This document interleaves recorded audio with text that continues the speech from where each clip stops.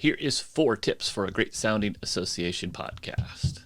Membership organizations want to record great podcasts, obviously, and there are 4 ways they can do it. First is practice makes perfect. You've probably heard that before. The other thing is do a test recording with you and your guest before you do the real recording. You want to check everything, make sure everything's working, everybody sounds good, because then you can make magic together.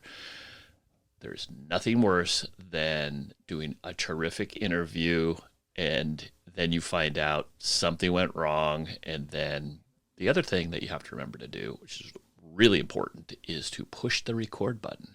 How many times have podcasters started a great interview and then going, oh my gosh, I forgot to push record, because they're so excited about getting into it. The second thing is have an agenda. Much like a conference, you have to have an agenda, or a meeting. It's great to have an agenda for your program.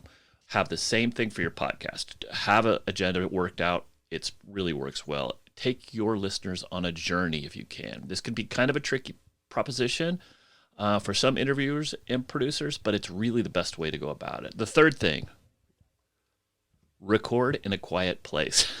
It's important to find a quiet place for you and your guest, and it'll give you the best chance for a great sounding interview. And then unplug stuff. You know, if they're in their kitchen, tell them to go unplug the fridge. One way I tell people in the past is to put something in the fridge so you remember to plug it back in. Like I used to say, put your car keys in there, because then they would remember to plug it back in.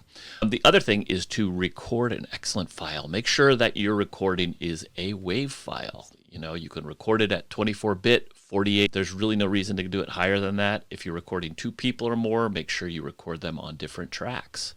Those are your 4 things. Enjoy your day, and thank you for listening.